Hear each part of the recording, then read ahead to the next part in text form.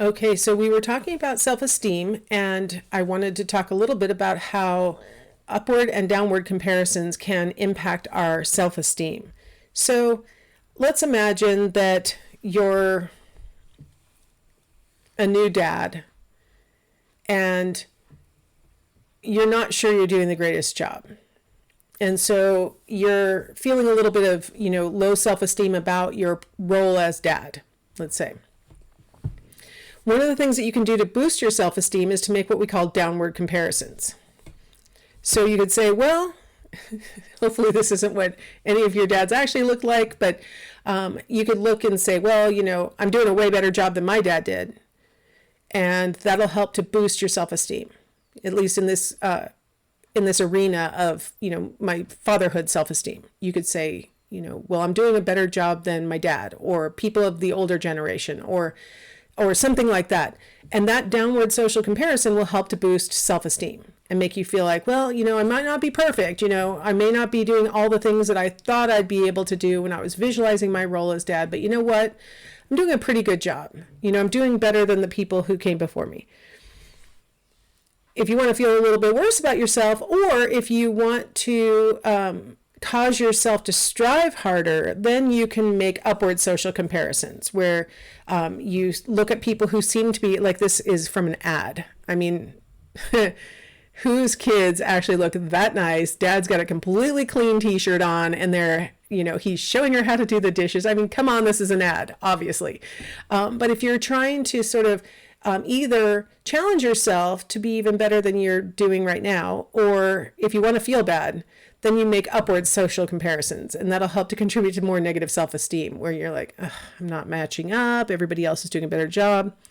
Now, when I first started teaching this class, there was no such thing as social media back in the day. I've been teaching this class for, since the last century. And it was always like ads that were having this kind of influence on us, right? They were trying to get us to buy whatever the dad in this picture is using to wash those dishes, because that'll also make your kids' hair be neat and clothes be clean, and all this stuff would be happening. But now we all volunteer for a bunch of upward social comparisons by looking at Instagram and TikTok and other, whatever Facebook kinds of things that you might be looking at, where people only put their absolutely best selves forward and, are just like the advertisers of yore, right? Like they are putting out this impression that this is what their life is like every day. And then you look at it and think, my life isn't like that any day. I never have this experience that you're depicting. I'm such a loser, right? And that can really contribute to negative self-esteem. One of the most popular topics right now for my Psychology 309 Scientific Principles class is when they're writing their APA papers, one of the most popular topics is the impact of social media on self-esteem. And there is a lot of mixed research on it, because it can lower self-esteem if you're making a lot of upward social comparisons. It can boost self-esteem if you're making a lot of downward social comparisons. So if you're seeking out people who are not doing as well as you are in whatever area, it can make you feel a lot better, right? It can boost your self-esteem. So it can go either direction. Ads are similar, it can go either direction, whether it's boosting or lowering your self-esteem, and so can social media. It can boost or lower self-esteem. Okay, some self-serving biases. Now, generally, these self-serving biases are done unconsciously. We don't do it on purpose to make ourselves feel better, but what it does is helps us to maintain our higher self-esteem. So these are biases in how we collect information about ourselves, how we project information about ourselves, so that we can feel better about ourselves. So this chart is actually out of your textbook, and I thought, you know what, I can't make it look any better, I'll just use this. So this first self-serving bias is when we attribute our success to our own ability and effort, and we attribute our failures to luck and other things that are external. This is like the classic self-serving bias. We take credit for our successes and we place blame for our failures. Hopefully you guys won't have this experience in the example, but on the negative side. Hopefully you will have this first line. I got an A in this class because I studied hard. I got a D in this class because the exams were unfair, right? Something external.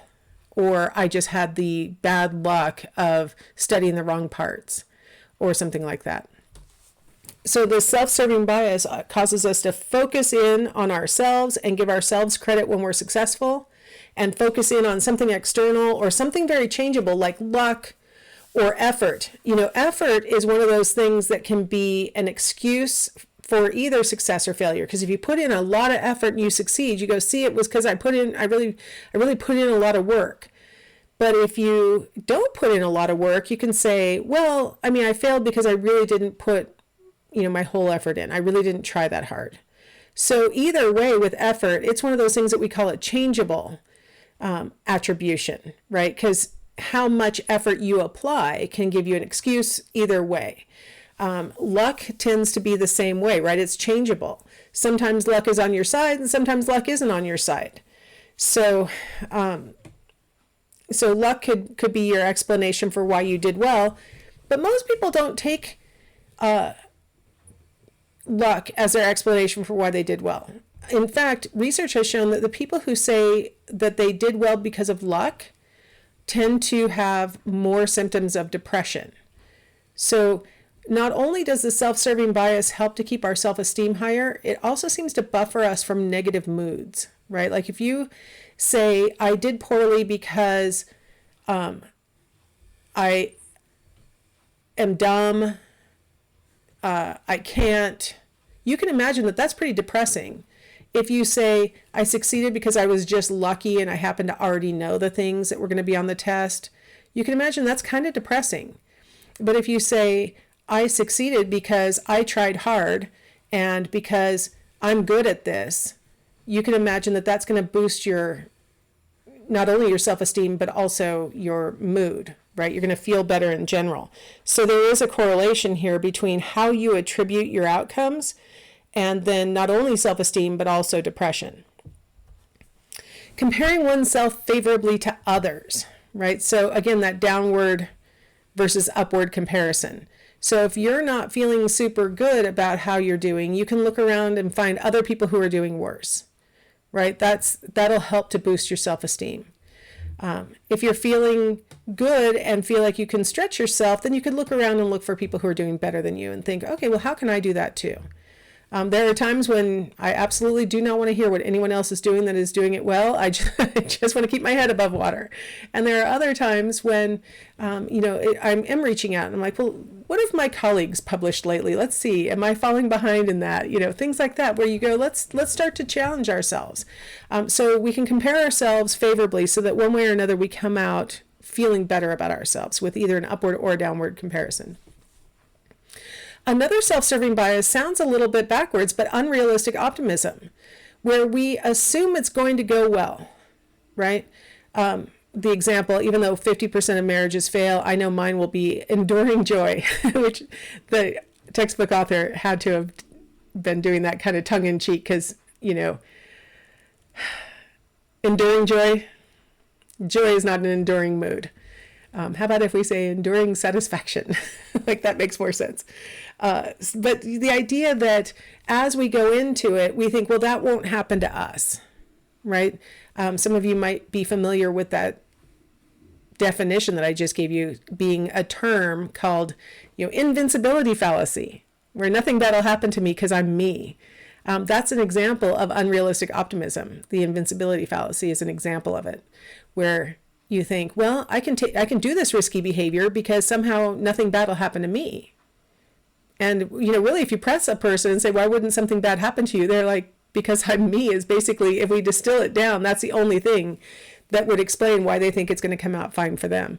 But unrealistic optimism helps us to feel better self-esteem, right? Where we say, my efforts will pay off, that, I am lucky, that I deserve it. These are all things that'll help maintain self-esteem. False consensus and uniqueness. So false consensus refers to our belief that there is agreement on things that are actually still debatable or that people don't agree on. In my intro to psych class, I always ask, who likes black licorice? And, me and maybe one other student will raise their hand. I've had at the most maybe 3 students raise their hand because apparently no one likes black licorice. And which for a while there, I started wondering, why do they even make this if everybody hates it? Honestly, why does this even exist? I like it. I recently found out that there's a genetic taste bud that makes black licorice appealing to people and or unappealing to other people, and it actually tastes different to people who don't like it than it does to people who do like it. And it seems to be a gene that is more common among people of Scandinavian descent, which I only just recently found out I have some Scandinavian in me. Thanks, Ancestry. I didn't know that about myself at all. And so that would explain why I like black licorice. I got it from my dad. My mom hates it. And people are repulsed by it. I mean, if they smell it on your breath, they're like, oh, that's disgusting, right? I mean, so I came to the conclusion that everybody hates black licorice. That's a false consensus. Obviously, everybody doesn't hate black licorice, or it would not exist as a candy or as a flavor for a liqueur or other things, right? So clearly there is not a consensus on that issue, but it seems like there is. And now I'm giving a backwards example because, generally we look for what appears to be a consensus in our favor, that everybody else agrees with me. So my example is a little bit backwards because I know everybody disagrees with my like of black licorice.